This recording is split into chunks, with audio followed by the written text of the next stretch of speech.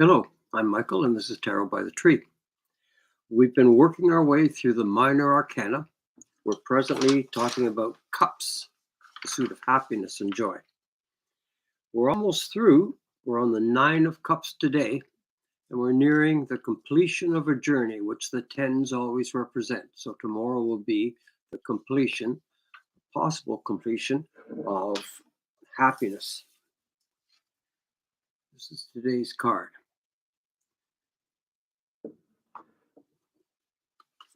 All right, before we go any further, as I've said before, Happy New Year. We'll check out our trajectory from last year. All of us are four parts: physical, intellectual, emotional, and social. We want to make sure each one of those parts is a little bit better than last year. And if not, that's what we'll devote our energies to, just overall improvement. And with nines nearing the end of the cycle, we'll start to see indications of this. Following the tens, we'll then move to the page, knight, queen, and king. We'll describe the card. A corpulent man in a decorated red turban on his head. He's seated on a rough wooden bench and wears a white flowing robe. Behind him, on a curved shelf, are 9 cups. This is always often referred to as the wish card. The person sitting in front is a jinn or a genie. He's not offering you wishes, though. He's offering you a gift. Now, we remember with the 7 of Cups, we weren't quite so happy. It looked like we were being offered a variety of gifts, but in the 7 of Cups, we are warned that all of these gifts are just enticements, and you're going to lose in the end. The 9 of Cups is not such a card, it's the gift card. The 9 of Cups, you are being offered a great gift that will bring you lasting happiness. The genie or jinn can help you a lot. This is a card that informs you that someone has something you want and need, and they will give it to you as a present. Part of this card is that you are being given something. Another part of it is that you have the ability to recognize a gift when it's given. And you can imagine people who have no use for a great thing anymore, or people who have a degree of wisdom to give. And you may be offered this in some form all the time. This is a card that says, just be aware. You are being offered a gift today. Don't blindly walk by. It does not mean that you should accept the first offer that comes along. Somewhere in the milieu of your life, a gift is being offered, but it's up to you to select it. A degree of discernment is still necessary. This is not a card of being foolhardy. It's a card that tells us to look closely and don't miss this opportunity. And our lives take left turns and right turns all through the duration. And it's hard to know how many opportunities that we did miss along the way. To figure out exactly where this card is on the Tree of Life will help us determine its meaning. And it is in the place of Yesod. And Yesod was first represented by a wizard, a man with a light that was beckoning you in a direction that would lead somewhere. It would not lead to futility or pointlessness. The other side of the Hermit card is Judgment, which is an all call, an awakening to all people. At first, you thought it was only the whispered words and dim light that guided you alone, but now you realize it is a bit of an all call, a waking up of humanity. The place on the tree is Yesod the Hermit. He's a glimmer in the wasteland. He's a path to heightened awareness. He shines the light or makes the call, but the action of acquiring the gift is up to you. In a reading, I would say something like this: all kinds of avenues open up to us every day. This card says to pay attention to what may seem unimportant, be aware that a great opportunity is nearby. The Nine of Cups has to do with a life of joy that is now having a moment of reward. Accept it. It's yours for free. One of the few times in your life that you have the opportunity just to receive something that's good for you, something great, and you don't even have to say thank you, but it would be nice. How about some questions? This seems too good to be true. What's the catch? I know. There is no catch. The Suit of Cups is a set of archetypes that are showing us all sides of happiness. This is one side. This is a very rare side, but it's saying don't be blind to it. Don't walk around saying, I don't deserve this, or there must be a catch. Very rarely, something comes along that is in your best interest, and all you have to do is reach out and take it. How rare is a card like this in real life? I think it's extremely rare in that we don't notice it very often. It may not be as rare as we think because we don't notice it that often. It could be that great life-changing things pass by us every day on based on a bit of conversation, or somebody who needs help with something, or an opportunity hidden within a chaotic mess. These may pass us by all the time, avenues that our life could have taken but didn't. Well, that often happens when you think back on a moment and say, oh, I should have said this or I should have done that. I know, that happens to me all the time. Who is the man or genie?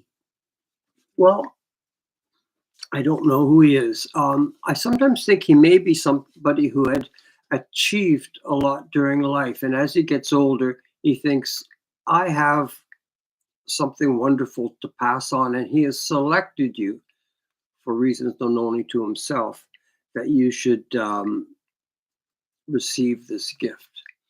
He does seem pretty smug as he sits there, Yeah. almost ready for action. He does seem almost ready for something. He's in that genie pose, and he does look a little bit smug. I think it's because it's funny when you offer somebody a gift that you believe they deserve, but they have no idea that the amount of defensiveness that you may encounter. And I think he's ready for a degree of defensiveness. What kind of gift might he be offering? I think the kind of gift will be opening a door for you. He's a person that has this old equipment that you've always wanted to try, and that leads to a hobby, which becomes a job and actually becomes something you identify. That's just one story. But I think what he's doing with this gift is he's opening a door. So you do have an option in your life. Can anyone benefit from this card? I'm not sure. I think somebody who's really in the depths of misery, who might not have any degree of joy in their life, might have a hard time seeing a good opportunity when it's presented. Sometimes you can just get clouded up with negative emotions and nothing looks quite right. Certainly depression Exactly, speaks yeah. to that, where everything is dark and there is no light. Exactly. Is being happy a choice? No, as we've mentioned before, happiness isn't a thing, it's a byproduct of things, of arrangements and systems. Do we have a choice to be happy? No. But we do have a choice to move to a place where happiness is more likely. So if you're unhappy, you can move to a place where there's a better chance of you having joy in your life.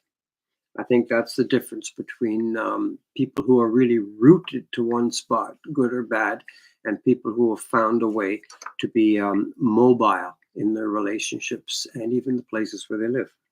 And that speaks to being aware of what people are saying and doing. I think it does, yeah. How do I know how to choose and even recognize the gift when it comes my way? Well, that's the thing. And I don't know, we can't walk around with rose tinted glasses thinking that every possible thing could be just greatness waiting for us to select it. And I don't think that's the case at all. Um, I don't know how we do. All I can suggest is that we try not to let our emotions get carried away and to use our intellect. And as we've seen through a few of these cups, happiness does depend on a balance between intellect and emotion. As we've said before, all unhappiness is linked to discrepancy. That means either the thing you're mad at is wrong or your expectations are wrong. So it's discrepancy. So you either have to change your expectations or change that other thing to close that discrepancy. It's often not possible to change the other things. You have to change your expectations. Because often you misinterpret because it triggers something I in think you. all the time I'm getting upset for no reason. The person didn't mean that. Yeah, I think so. And when you're in that dark place, often the blame comes out. You Doesn't need it? to account for I that. know. Yeah, we blame all the time, it seems. And yeah, none of us are free from that. I often find myself blaming the other person or the situation. How is this card a bit like karma? Treat this card a bit like karma. If you get a gift, just think to yourself all the good things you did in your life that weren't recognized. Now, here's a gift. Just to remind yourself to be a better person and to take the gift as it's offered, and maybe it'll change your life for the better. And I guess gratitude comes in here I think as so, well. yeah. When it comes to feeling joy, should we fake it till we make it? Then different people have different opinions on this. I personally don't like it because it's insincere, and I know, I'm perfectly willing to be wrong. I do know there was a Kabbalist who, when he didn't feel good, he would dance, and he said my mood improved after a minute or so. And you really can't fault something for improving your mood without side effects or anything like that. So perhaps fake it till you make it might be a way of achieving what you want, but what you don't have yet. But to me, it seems a little bit false. Well, that's why the word is fake it. So I guess it is, you've yeah. got to pretend, and even just smiling. Like if you're smiling a lot, even forcefully, it kind of, I don't know, it does change. Like you're making efforts to smile. It uses a lot of muscles. That's true. It's so easy to be grouchy, though, sometimes. I know. Final thoughts. Final thoughts. Not very often, but sometimes something good comes your way, and this is a card about that. Have a great day. See you tomorrow.